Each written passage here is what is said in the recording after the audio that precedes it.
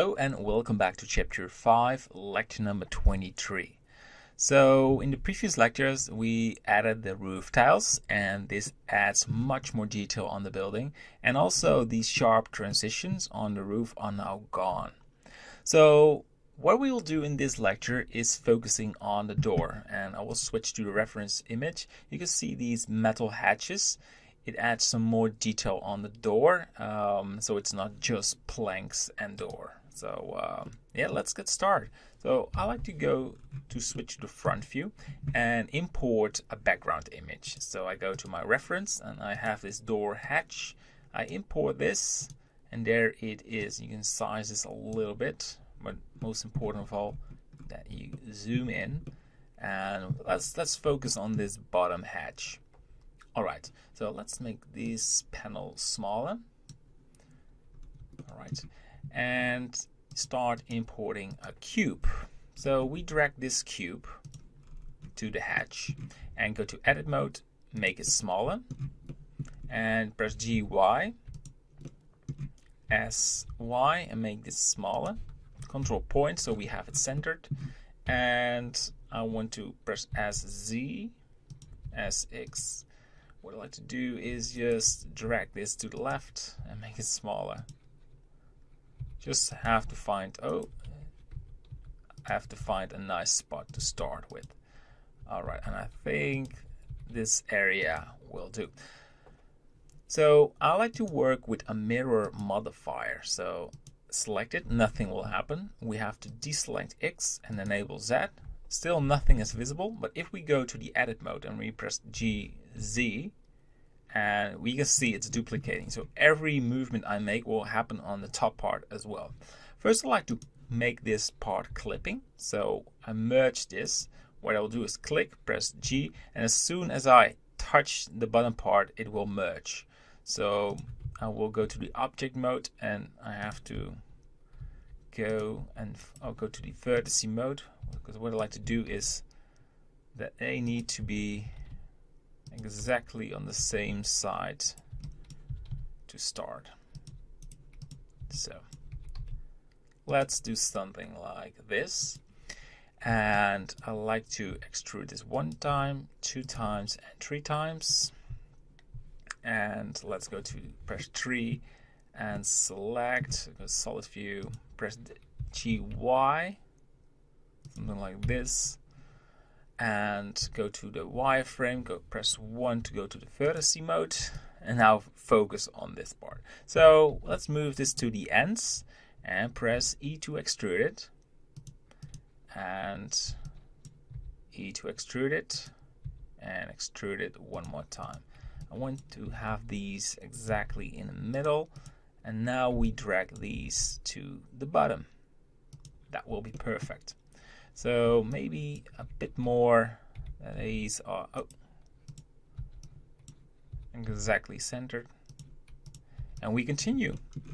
Later on we will add a subdivision surface to smooth it out, but for now we just continue with moving, and every time I extrude I make it a bit bigger and smaller, and that's how you add the right details on it. So we arrive on the ends. So this is an important part. What you need to do is you have a sort of a sculpture right there, and it starts, you can see there's a curvy area. So just extrude it, make it smaller, extrude it and make it bigger. 1 more time, and that's pretty much it for the ends. And now I like to focus on the sculpture. So let's add an edge line and drag this one a little bit to the bottom. And now we're going to extrude it. I know I'm going a little bit fast, but we have to do this to speed up the progression, because we need to improve our work, and there are a lot of things to do. Alright, so this area is a little bit challenging, so I like to add an edge line, and so we have this covered. So let's extrude this, and we have something like this. Again, later on we will add a subdivision surface, and that will make it very nice and smooth. But for now we need to be aware to make this looks nice as Z, and then we'll do this one more time. All right. So if I go to the solid mode, we have something like this. Good. And I want to Alt right click on this area. Let's focus. I want to add, yeah, only this part, and I want to lower this. Yes, good. And now I want to add this subdivision surface, and we have a smoothed model, but we're not there yet. We want shade smooth, and you can see there's a sort of a issue in the middle, and that's because this mirror modifier uses these faces, and we have to remove it. So we select it and press X and remove the faces, and now if we enable the mirror modifier, it looks way better. So I like to add some, let's go to the object mode, to the vertex selection mode and wireframe. I like to add some edge lines to smooth it out. Yeah. And we can continue in this area as well. No, that one's good. So it looks much better. And we want to grab these, press GY. Okay, cool. Cool.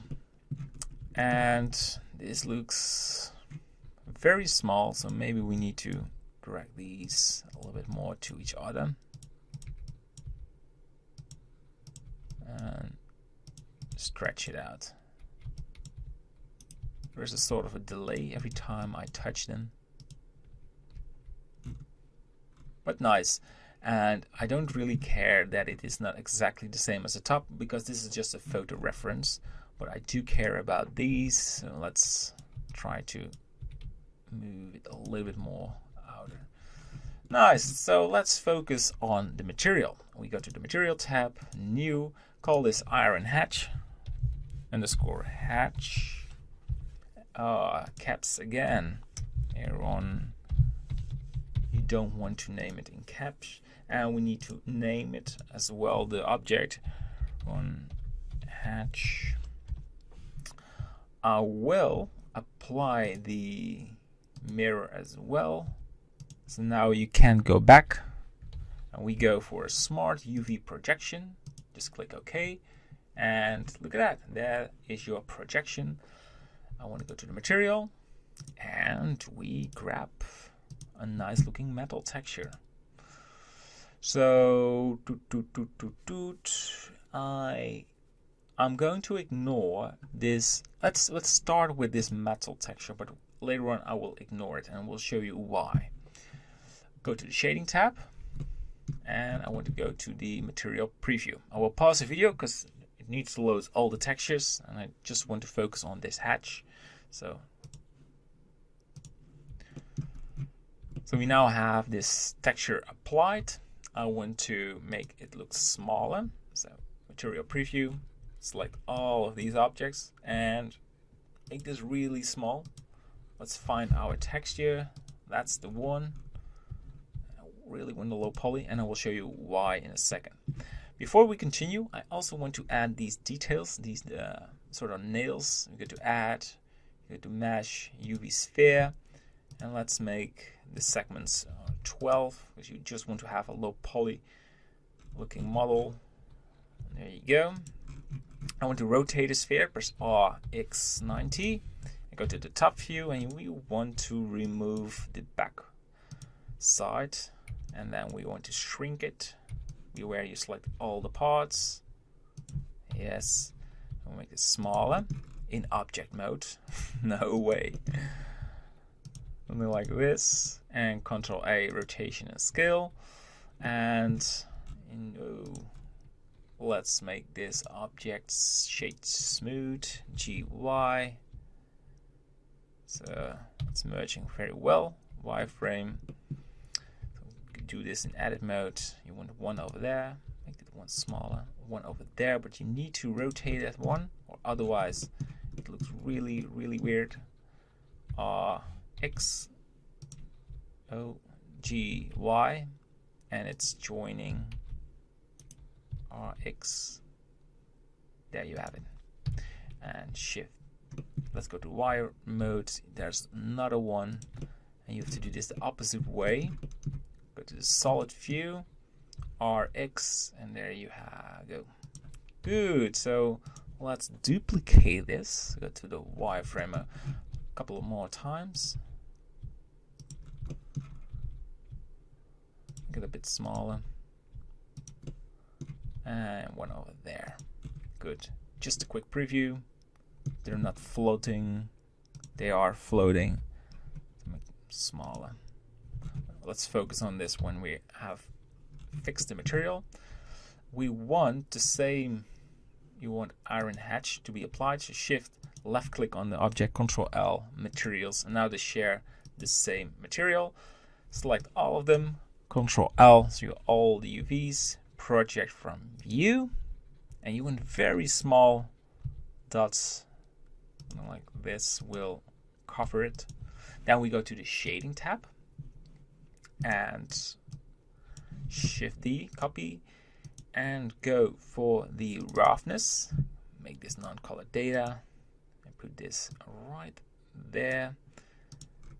You want to have a metal texture because this is an iron shader. It works just a little bit different.